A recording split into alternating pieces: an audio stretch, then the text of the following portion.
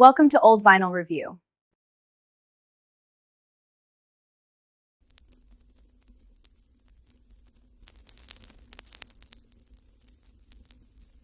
Welcome to Old Vinyl Review. Today, we're putting the needle on Kenny Burrell's Midnight Blue. It is an absolute pleasure. And, if there's one single record that really justifies all the time, the expense, the dusting Oh, the dust. that comes with collecting vinyl, you could make a very, very strong case that this is the one. That is a huge claim, but I am right there with you. I'm a sucker for those desert island disc conversations. We all. And whenever I talk to serious collectors, the people with reinforced floors because of how much vinyl they own, and I ask, what's the one album that just defines cool? This one comes up constantly. It just has this reputation, the ultimate late night, lights low, pour a drink record. And that reputation is entirely earned. It's not just hype. If you want to understand what people mean when they talk about the Blue Note sound, Yes. or you're trying to get where jazz and the blues meet in the most sophisticated way possible, Midnight Blue is the perfect example. It's cited as Kenny Burrell's masterpiece for a reason. So we're going on a journey then, back to 1963, a guitar-led, blue-soaked ride. But before we get to the music, I want to set the scene. A record like this doesn't just appear out of nowhere, right? It comes from a time and a place. You have to transport yourself. It's January 8th, 1963, middle of winter. We're in Englewood Cliffs, New Jersey. The Holy Land. Exactly, Rudy Van Gelder's studio. It looked like a cathedral, high ceilings, all this beautiful wood, very special place. The producer is the iconic Alfred Lyon, the founder of Blue Note. And the engineer is Van Gelder himself. Van Gelder himself, yes. Now, 1963 was a fascinating, kind of volatile year for jazz. Right, because there was a lot of pretty wild stuff happening then. The whole avant-garde thing was exploding. Precisely. This is smack in the middle of Blue Note's golden age. Yeah. But you have to think of the context. You've got artists like John Coltrane pushing every boundary, exploring what some critics called frenzied improvisation. They were tearing the walls down. They were. Seeing what was behind them. But Kenny Burrell, he walked into that studio and went in the complete opposite direction. He wasn't trying to tear the house down. No. He was trying to build a very warm, very specific room for you to sit in. He was aiming for a rock-solid integrity of the blues. It wasn't about chaos. It was all about connection. I love that. But here's where it gets really interesting for me. Burrell made a decision for this session that was, well, it was kind of a risk. I was looking at the liner notes, and something's missing. There is. Burrell went to Alfred Lyon with a very specific vision. Yeah. He wanted a pianoless quintet. Hold on, no piano in a jazz combo. No piano.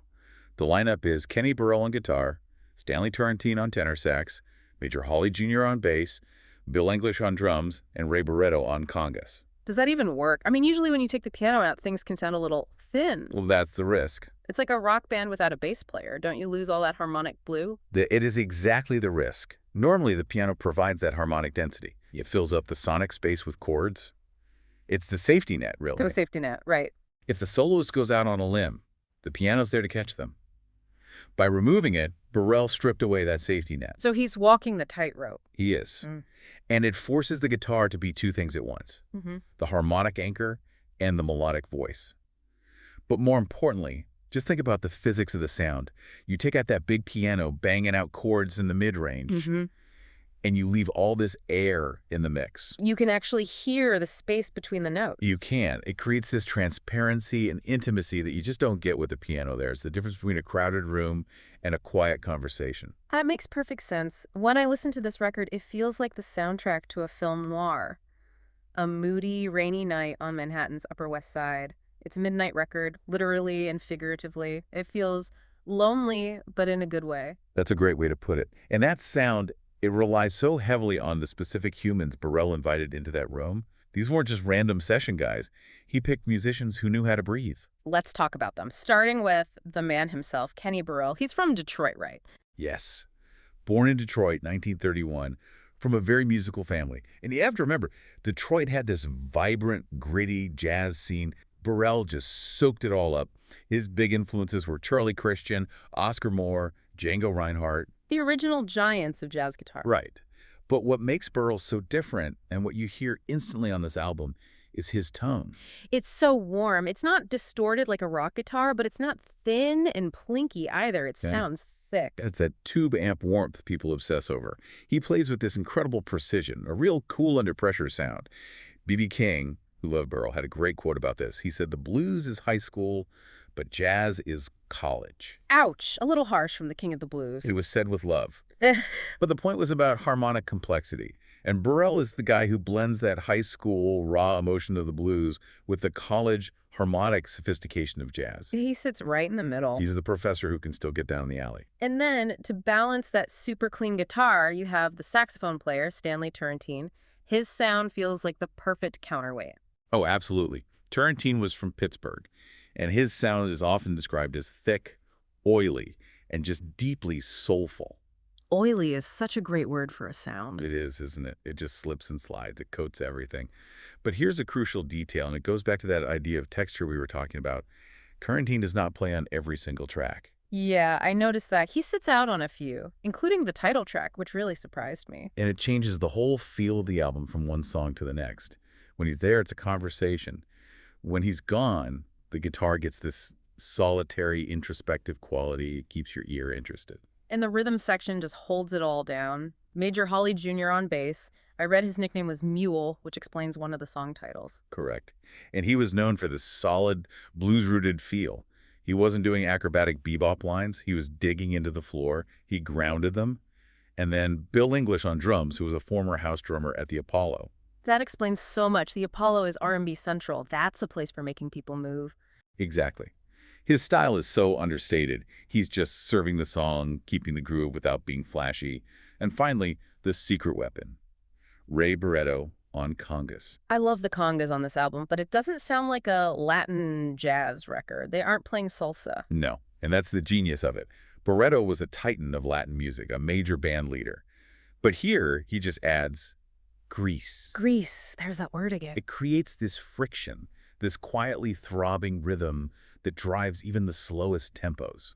He's adding this double-time action with his hands that never lets the pot boil over. It gives the music a heartbeat. It makes everything slide together. So we've used these terms hard bop and soul jazz. How would you explain the difference to someone who just wants to enjoy the vibe? Okay, let's try an analogy. If hard bop is the complex architecture of a building, the steel beams, the structure. The construction site. Right. Then soul jazz is the furniture. Yeah. It's the velvet drapes, the comfortable chair, the smell of cooking. So hard bop is the structure, soul jazz is the living room. Perfect.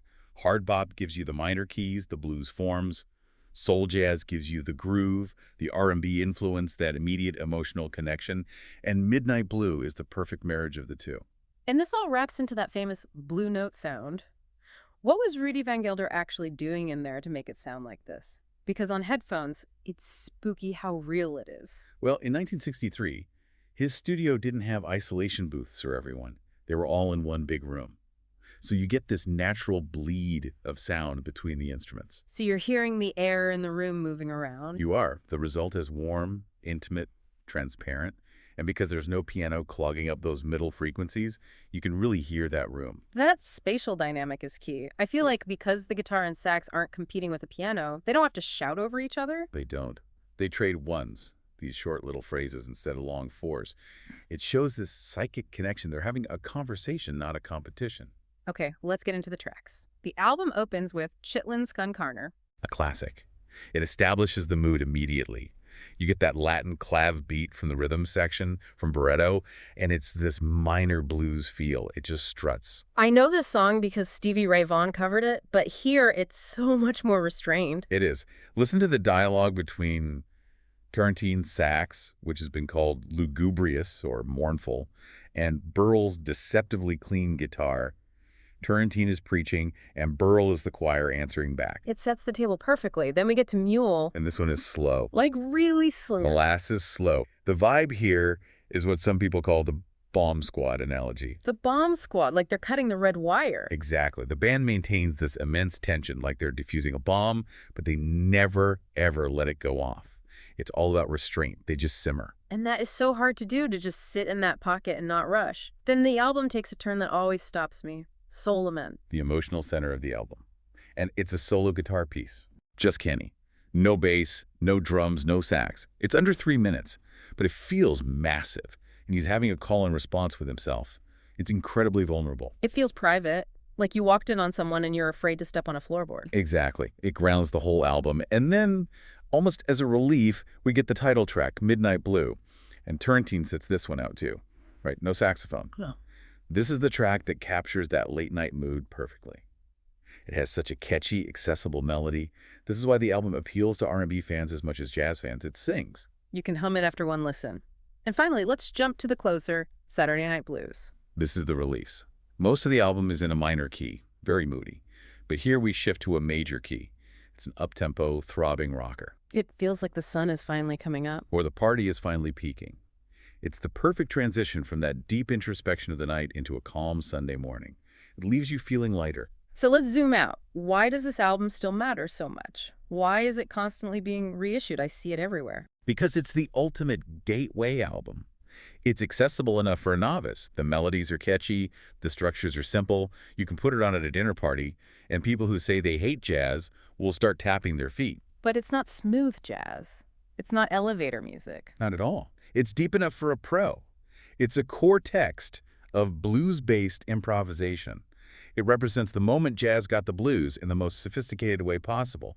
That's why it never goes out of style. It's essential. Okay, so let's say I love this album, which I do. I want to expand my collection. What else belongs on the shelf next to this one? Okay, if you love this vibe, you got some incredible options. First, if you want to stay with the guitar, you have to get Grant Green's Idle Moments. Oh, a classic. That title track is incredibly long, isn't it? Almost 15 minutes. It's more spacious, maybe a bit more hypnotic than Burrell, but it hits that same late-night vein. It just floats. Okay, Idle Moments. What else? To connect the dots, check out Jimmy Smith's Back at the Chicken Shack. That's organ soul jazz, right? The Hammond D3 sound. Yes, but here's the link. It features Stanley Turrentine on sax. You'll instantly recognize that oily tenor sound, but in a more upbeat, funkier context. I love that. What about Turrentine as a leader? You should look for the link. That's where it's at. It has a very similar blues-soul blend.